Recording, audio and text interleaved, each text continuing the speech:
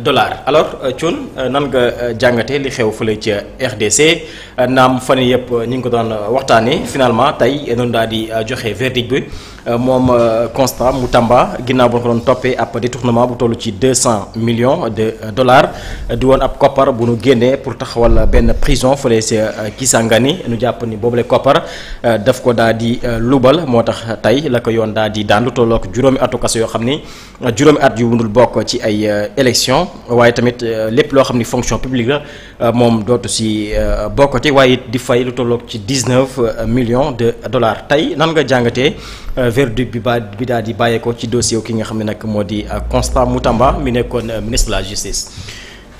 waaw man de bokk naa si ñi nga xamante ni décision bi bettu leen. parce que soo comprendre commencement bi ak bi ñu koy accuser ak scène bi ñi nga xamante ni moom la ñuy njëkk a def dindi immunité bi mu amoon en tant que ministre ba pare mu daal di démissionner après démission bi soo xoolee déroulement procès bi mën naa wax ne bi tabaski di waaj a jot la ñu ko accuser c'était au mois de juin.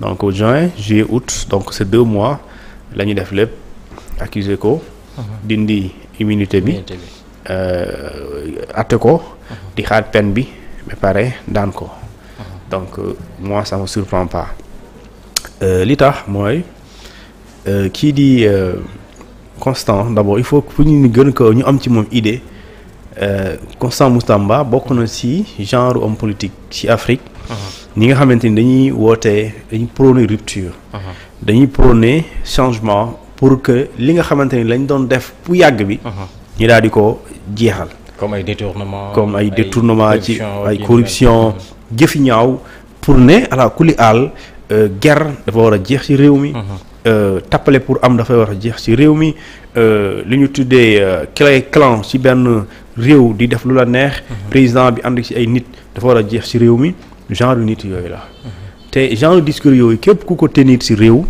nga yëg ko ñu ngi lay am na ñu lay waajal nga bañ ko yëg am na ñu lay waajal léegi nag yow soo si nekkee li nga war a njëkk am d'abord mooy nga am conscience boobu d'abord nga xam loolu ba pare laata ngay gën a bàyyi xel parce que heure boo yeewoo piège la c'est-à-dire que tey au Sénégal te réew bu ne bu amul day waaj a am gis nga Côte d'Ivoire dina am ku mel noonu lii di Tchad dina am ku mel noonu lii di Burkina Faso am nañ ko dañ ko amoon ñu négligé mu faatu ñu amaat nañ ko mel noonu ki di Traoré genre incarnation boobu la léegi nag ñooñu bu ñuy amee dañuy déranger ce qu'on appelle les élites yi fi ne ñi jiite réew mi ñooñu da leen di déranger parce que loolu mooy rupture loolu sevrage la sevrage mooy jékki-jékki nga nekkoon ci dara ñooy day dakk léegi nit ki ñëw pour dakkal loolu yow ak moom guerre la moo tax ci sëkkee yi gis nga tey noo mën a comprendre Joseph Kabila ñu ngi ko war a àtte pour haute trahison Joseph Kabila c'est l'ancien président de la RDC tey Félix Tshisekedi mi nga xamante ni moom moo nommé au mois de mai 2024 nommé kii di Constant Moutamba ministre de la justice garde des sceaux bi mu koy nommé 2024 donc Constant mu ngi amoon ay lu ñu tuddee 27 ans parce que ren mu ngi am 28 ans donc c'est le plus jeune ministre de la République mu nommé ko mais balaa mu koy nommé Constant dafa am benn parti su ma jóg lu tudd COJEC parti boobu moom depuis mu nekk étudiant dafa gëm ne d'accord ñi nga xam ne ñi yore réew surtout RDC jaarul yoon léegi di seen discours qui dérangé léegi nag moom mun naa tuddee loolu c'est une erreur politique parce que en politique toutes les erreurs se payent cash soo si nekkee combat soo defee erreur mooy pare nga si wala difficilement di nga jógaat léegi cette nomination bu mu accepté pour rejoindre le gouvernement te xalaatuloon ne bis dina ñëw il sera même combattu au sein du gouvernement ñu dal ci kawam léegi nag moom bu muy ñëw dafa waxoon ne en tant que ministre dinaa fexe ba guerre dina fi jóge mais corruption bii nga xamante ni justice moom on a une justice boo xamante ni des magistrats sont corrompus parce que lui il est magistrat il est avocat xam na lu xew mu ne y a des magistrats corrompus et je commence par vous léegi ci loolu boo commencé loolu mu ne damay commencer par les institutions les plus hautes la haute cour de cassation cour constitutionnelle ak ñi nga xam ne mooy les tribunaux ak ñenn ñi nga xam même le ministère de la justice léegi nag yooyu bu mu nekkee ci débat boobu ci combat boobu moi je voyais un jour seetaan naa ko mu nekk benn débat am solo ak président bi muy jël kàddu muy wax lan la bëgg a def en tant que ministre de la justice lan la bëgg a réformer ci justice président mu propose ko président pour ñu réformer ko et président bi mu ngi koy tontu naan ko oui je vous comprends waaw vous êtes animé par l'envie de bien faire mais il faut qu'on y aille doucement président bi tontu ko noonu léegi nag ci loolu ngay gis ne aussi dafa am lu ñu tuddee taux de criminalité booy am ci réew mi parce que RDC gëm naa ne bokk na ci réew Afrique yëpp doole yëpp mbooloo jamono ji en 2024 c'était à 109 millions d'habitants xam kon mën na Sénégal ñaata yoon. ñeenti 109 millions ñoom foofu lañ toll. 109 millions d'habitants je te dis RDC c'est 109 millions d'habitants au moins. Nous on est à 18 millions même pas 20. kon xam nga ne rëy nañ léegi taux de criminalité. ñu gis ne bëri na léegi bu ñu defee cartographie bi ñu ne ñu ëpp ñuy ne fii semer la terreur c'est les jeunes.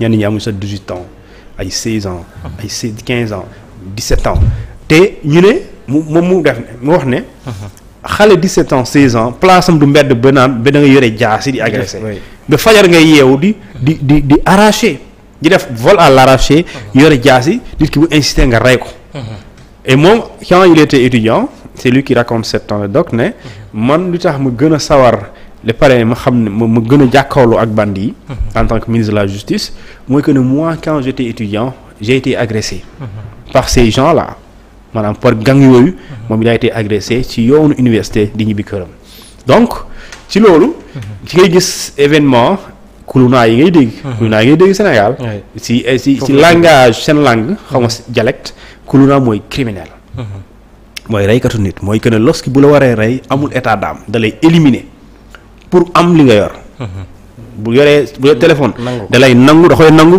ray la bu dee loo mën a yore xaalis man façon li nga yore bu ko soxlaa rek moom dina amul état d'âme pour éliminer la et ñu koy def ñuy ay ndaw lañ léegi si ngay gis nga image yooyu du amoon naan waaye ñu solal leen tenue dañ leen di rey ba léegi ñooñu man maa ngi laajte temps yi sot naa Congo bon j'ai une amie qui est là mais sot naa ba léegi waxuma lu leer ana ñooyu parce que dama ko bëgg a wax ne loolu dañ doon cinéma wala da doon nappaate te man damaa gëm ne nappaate la woon mais gëm moom dañoo exécuter ces jeunes là parce que des fois nga gis leen dugal nañ si avion bu na leen fële indiwaat waaw parce que moi je pense que jeune bu toll mu amagul 20 ans mu nekk ci cercle vicieux boobu di agressé di reyaate mën nga ko exploiter mën nga ko jël yóbbu ko ci tool yi ñu bay d'accord ñu bay dundal dëkk bi bay pour dëkk bi am autosuffisance ci lu nekk mais boo leen reyee bon loolu beneen mbir la quoi bon après xaw ma sauf que si même si yom am nañ peine de la mort yoon seen yoon terewu ko donc moom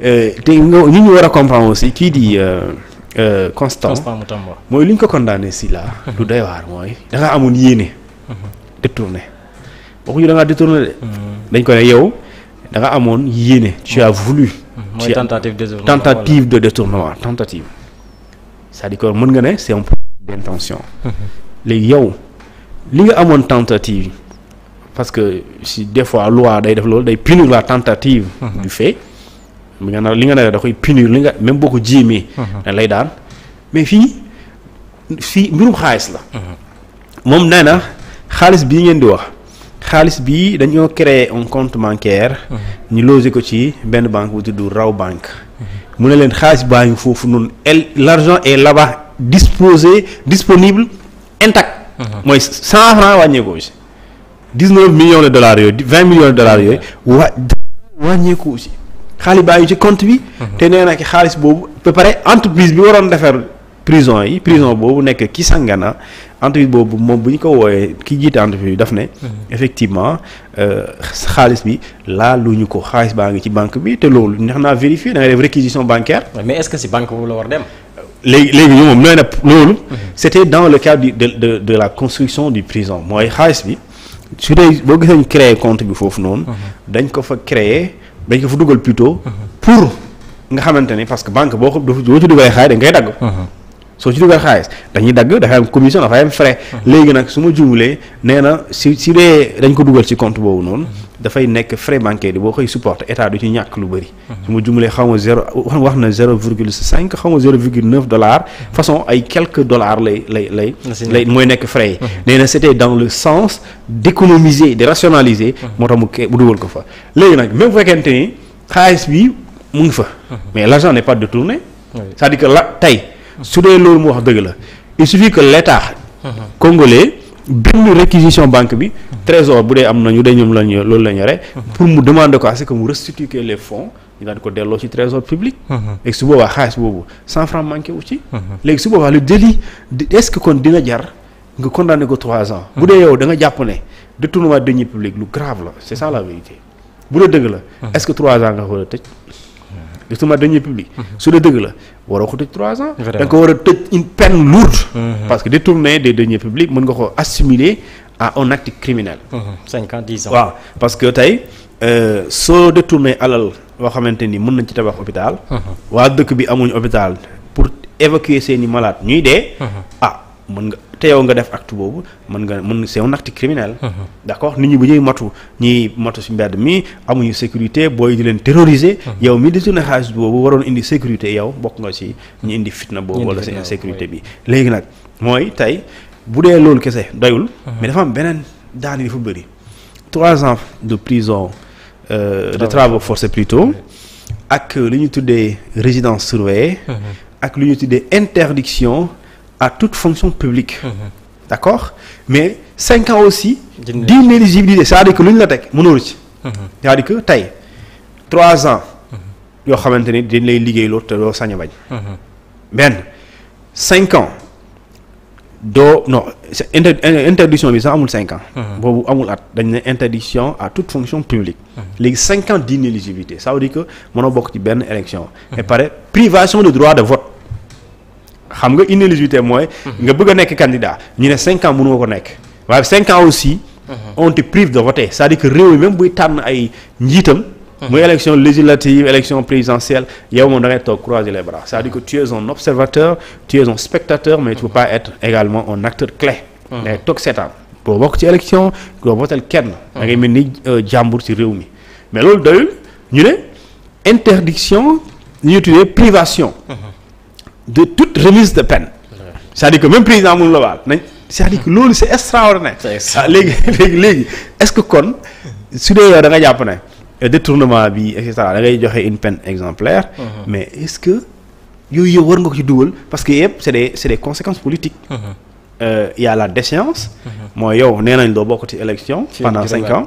d'accord dootoo liggéey waale moom lan lay dundee su dee amuloon maanaam.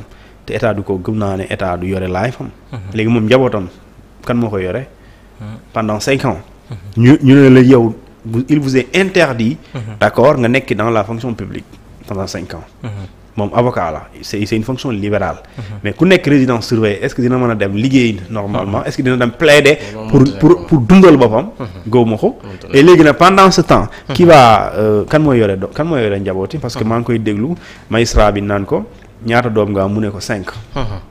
léegi tous ces 5 enfants là. sont appelés donc à être nourris. et également ñu ki la war a topp la mooy seen papa.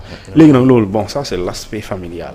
léegi nag pour dire que Afrique ils ont un problème de gis nit kuy jóg. ñu xam ne kii mën na doon dara pour ñu bàyyi ko mu dem. ala kulli haal dañ lay jéem. te réew boo mën a xalaat am na. Sénégal fii am na fi. parce que maa ngi doon seetaan ci seen live bi. ci seen parce que toute la journée même démb. j'étais quand même un Congolais. démb ak tey ak avant même. chaque instant xam naa lu xew même le mandat de dépôt que le procureur général. bi mu demandé démb bu mu koy defar. man c'est dans la même heure lañ ma ko envoyé. mooy bu muy demandé démb la ko démb lañ waroon joxe verdict bi. ñu reporté ko parce que l'état congolais. dafa ragaloon ne dafay am manifestation. démb ci 3 heures du matin. 3 heures. la ñu wàccee armée këru Constant Mutamba amoon boo yi fa ne des jeunes comme ni ñu doon def Sénégal Sonko waaw loolu lañ doon def c'est la même chose ñu dem tasaare leen xam nga bu ñu leen sànni la ay lacrymogène booy daw ñu léegi militaires yi ñëw encercler police ñëw renforcer leen ñu nekk fa ba ci suba si. bu ñu xëyee lañ ko dugal c'est comme à la sénégalaise. moo tax image dañoo gis kat. comme genre yi la ñu jël seen siège toog ci buntu kër yi. waaw léegi am na beneen image boo xam ni voilà mi ngi nii gis nga. voilà ñi yaa ngi ni léegi booy bu ñu demee. ci lañ jël siège booy nekkoon léegi ñu toog fa. xam nga comme c'est exactement comme ni ñu doon cité góor gi cité góor gi amul leneen même oto bi comme oto bu ñu dugaloon Sonko. bu ñu ko daan yóbbu ay tribunal par la force di nga dem. du oto bii dañ ko dugal de. am na beneen oto boo xam blindé la. blindé foofu lañ ko dugal mi ngi yoon foofu. waaw militaires yi yéeg ci kaw. ci kaw oto bi léegi jubali cour de cassation. ñu ci yóbbu ko fa ñu daan ko. teg ko pare dugalaat ko ci oto bi. indi këram indi ko maanaam gars yi ñoo ko déposé waat.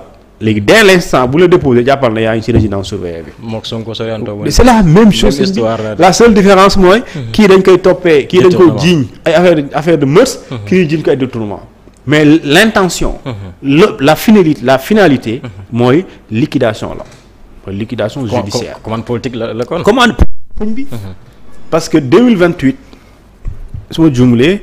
war nañ amal élection présidentielle. booy bi. Constant c'est un jeune il a 38 ans. c'est le plus jeune il était le plus jeune candidat. ci élection présidentielle bi jàll. mu nekk 6e xaw ma 5e. depuis lors mu ngi am benn mu ngi yéeg. mu ngi yéeg te jamono ji sooy xool ni Congo. kii booy les jeunes congolais. ñi ñuy bàyyi nopp ñi ñuy may nopp. moom mooy l'homme politique. pour jeunesse bi di may.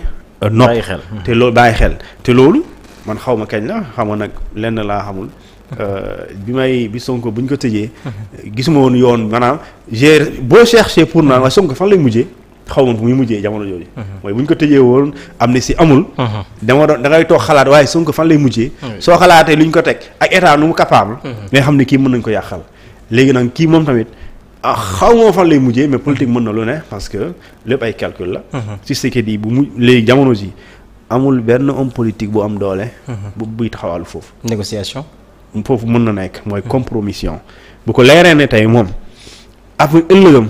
dafa nar a jaxasoo te moom mënul gouverner réew mi. wala amatul chance gagner. lan lay def dina créer possibilité pour booy bi. ñu créer modification de loi pour naan wéy dañ koy baal révise ko après mu ñëw campagne de politique. parce que pour un politique africain c'est comme ça bu leen leeral mënul jàll. foofu la ñuy mujjee. léegi nag su boobaa day fekk loolu askan bi mooy wane ne. ñun duñu seetaan nga liquider ko mais tey bu jàllee. soo moytuwul comme ni ñu ne yàpp xaj xaw mu seddee. te moom ci daar bi nga koy def. donc ils ont fait comme au Sénégal. mais malheureusement le Sénégal n'est pas le Congo. tey jii moom xam naa moom bu rëccee. te daa mel ni rëcc na sax de. en tout cas.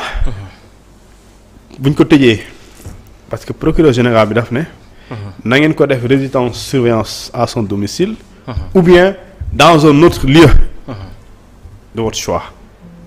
te daa mel ni sax si beneen lieu dañ ko yóbbu. waaw loolu la ñu wax si kii baa ngi nii xoolal. ngay fi ñu ko yóbbu daanaka. requérant non ordonnons que le nommé Constant Moutamba sera arrêté lii démb lañ ko bind. tey lañ ko daganal. lii kay moom c'était prévu. ñu ne ordonnons que c'est le procureur général qui parle. Ordonnons que téléphone excusez-moi. Ordonnons que le nommé Constant Moutamba Tungunga sera arrêté et placé en mandat de dépôt.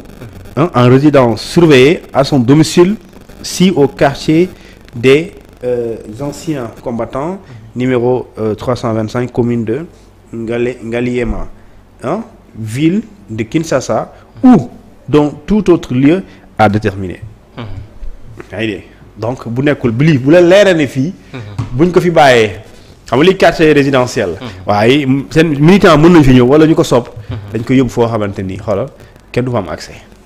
ñoo tax ñu bind dans tout autre lieu à déterminer donc ngi gis ne politique Afrique ku parewul rek bu ci dugg ku parewul kay moom bul dugg ci politique. léegi nag damay gis ñaan kuluna yi moo tax ñu lii daal ko sëñ bi kuluna fépp mu am ci àdduna da nga ko war a combattre. xam luy kuluna criminel moom fu mu am moom dañ koy combattre. criminel est-ce que kon dañ ci war a sukkandiku pour créer le problème képp ku ci sukkandiku pour créer le problème yow mi baaxoo kuluna mooy un criminel qui sème la terreur léegi am nit ku ñëw ne lii damaa bëgg mu dakk léegi yow yi ma bëgg mu dakk ngay combattre loolu pour mu jóge fi. léegi yow est-ce que état au Sénégal dina nekk di xeex les criminels les grands bandits. ci réew mi sénégalais di leen mere ndax loolu. kon yow complice nga. donc ci loolu je pense que c'est pas un prétexte. léegi kay moom l'erreur qu'il a faite comme waa ji nekk Tchad. comment il s'appelle non pas Déby. l'ancien premier ministre là di tëj ko yàggul dara 10 ans lañ ko dóor xaw ma woon 5 ans.